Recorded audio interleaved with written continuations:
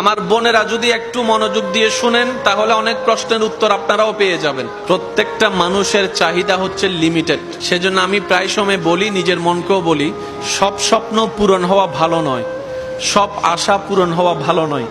মানুষ বেঁচে থাকে আশা নিয়ে, স্বপ্ন নিয়ে, প্ল্যানিং নিয়ে। সবকিছু যদি পাওয়া হয়ে যায়, নতুন প্ল্যানিং যদি কিছুই না থাকে, মানুষটার জীবনটা পুরা পাইনসা হয়ে যায়, এই জীবনের স্বাদ থাকে না। আপনাদের এলাকায় যদি কোনো মানুষ মারা যায়, আপনারা একটা দোয়া পড়েন, আয়াত পড়েন। আয়াতটা একটু সবাই মিলে বলেন তো কি? মাশাআল্লাহ মাশাআল্লাহ, আরেকবার। কোরআন শরীফে কি আয়াতের কোনো অভাব আছে? এতগুলো আয়াত থাকতে আপনি এটা পড়েন কেন? আল্লাহ আপনাকে এটা পড়তে বললেন কেন? নবী কেন এটা পড়তে বললেন? মনে রাখবেন ভাইরা, ইসলামকে যত বুঝতে চেষ্টা করব, আমাদের দিন দুনিয়া আখেরাত তত আলোকিত হয়ে যাবে। আপনজন মারা গেলে, প্রিয় জিনিস হারাই গেলে মনে কষ্ট লাগে কি লাগে না? আপন মানুষ হারিয়ে গেলে মনে কষ্ট লাগে কি লাগে না? যখন হারিয়ে যায় তখন কি আর ভালো কথাও শুনতে ভালো লাগে? যখন হারিয়ে যায় তখন উপদেশ বাণী শুনতে কি ভালো লাগে? দেখবেন প্রিয় যখন মারা যায়, মানুষ যখন অজর দ্বারায় কান্না করতে থাকে, আমার মাটা মারা গেল, আমার বাবাটা আমাকে ছেড়ে চলে গেল, আমার স্বামীটা মারা গেল, আমার স্ত্রীটা মারা গেল। যখনই মৃত্যুর সংবাদ মুসলমান শুনে, সবাই মিলে আমরা একটা আয়াত পড়ি। সবাই মিলে বলুন তো আয়াতটা।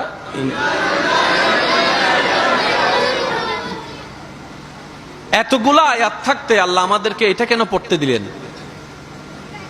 এই একটা আয়াতের ভিতরে সমস্ত প্রশ্নের উত্তর এক জায়গায় আল্লাহ রেখে দিয়েছেন। একটু মনোযোগ চাচ্ছি। স্বামীর মৃত্যুতে স্ত্রী পড়ে ইন্না লিল্লাহি ওয়া ইন্না ইলাইহি রাজিউন। স্ত্রীর মৃত্যুর খবর শুনে স্বামী পড়ে ইন্না লিল্লাহি ওয়া ইন্না ইলাইহি রাজিউন।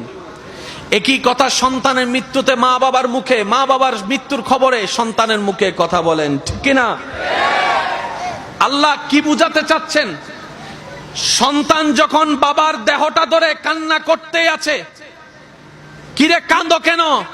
আমার বাবা গিয়েছে, হারালাম আমার বাবা। শব্দটাকে খেয়াল করবেন, আমার বাবা।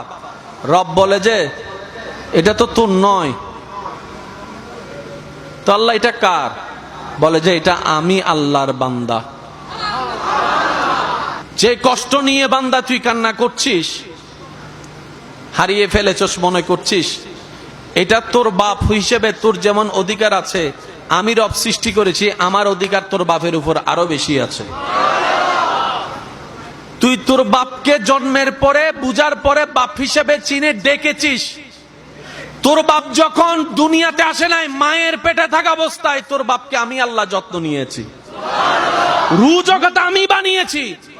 সুতরাং তোর উপরের, তোর চাইতে বড় হকদার আমি আল্লাহ।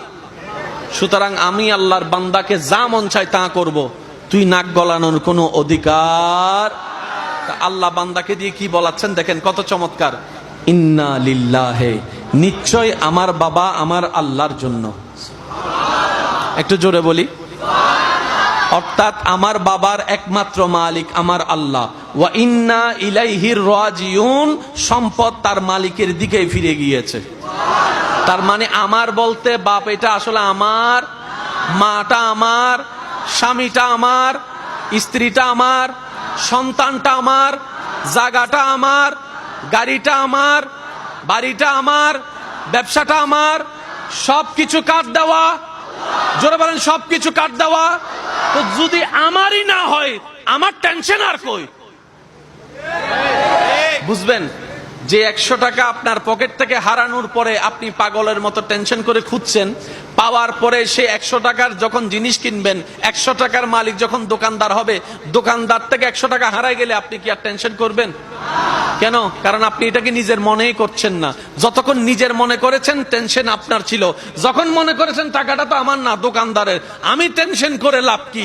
ঠিক এটাই আল্লাহ শিক্ষা দিচ্ছে, ও আমার বান্দারা, তোমাদেরকে আমি দুনিয়াতে পাঠালাম, তোমরা মেহমানের মতো থাকবা, মেহমানের মতো করে থাকবা, মেহমানের মতো করে জীবন যাপন করো।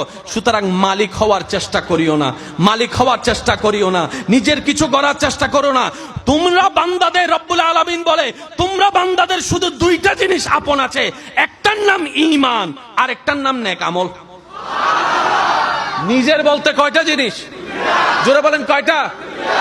একটার নাম ঈমান আর একটার নাম নেক আমল। এই দুইটা জিনিস ছাড়া আমার আমার বলতে, আপনার আপনার বলতে আর কিছু। এবার আসেন, অন্ধকার রুমে ঘুমাইতে পারে না এমন অনেক ভাইয়ের এখানে আছে না নাই? একটু জোরে বলেন না, আছে না? অন্ধকার রুমে থাকতে পারে না এমন অনেক বোনের আছে না নাই? তো কবর কি আলো না অন্ধকার? কবর কি ঘরের ভিতরে না বাইরে?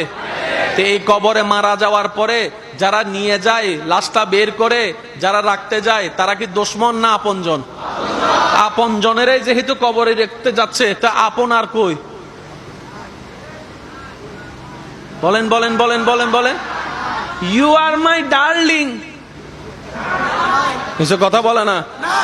ইউ আর মাই জান, ইউ আর মাই ফ্রান। যখন বলে যে করোনা হয়েছে, হতে get out, I hate you. আরো জোরে বলেন ঠিক কিনা?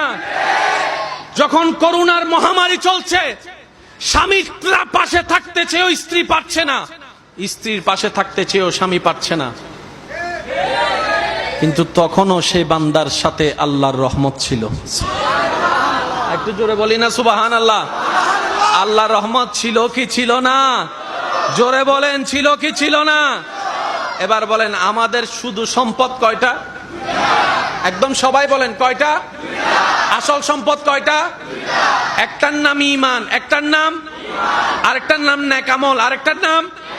এবার আপনারা বলেন, একটার নাম, একটার নাম, আরেকটার নাম। আসল সম্পদ যে দুইটা আছে, সেই দুইটার প্রতি আমরা কখনো মনোযোগই দিই। এবার বাকফল আইকা হইতাম, অনারা কেন হন না?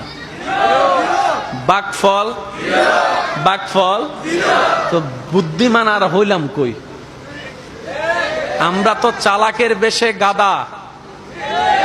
এই চামড়াটা খুললে আমি প্রায় সময় নিজেকে নিজে বলি, আল্লাহর রহমতের চশমা দিয়ে যদি তাকানো হতো, একটা মানুষের চেহারা দেখা যাইতো না, সব গরু গাদা দেখা যাইতো। কথা বলেন ঠিক কিনা?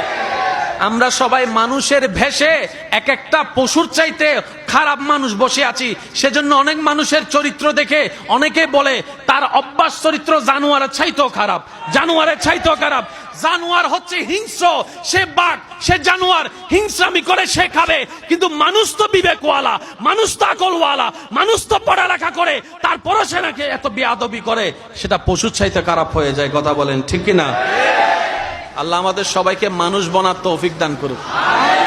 এবার আওয়াজ দিয়ে বলেন, আমার বলতে কিছু, আমাদের বলতে কিছু, এমনকি আমি বলতেও কিছু নাই।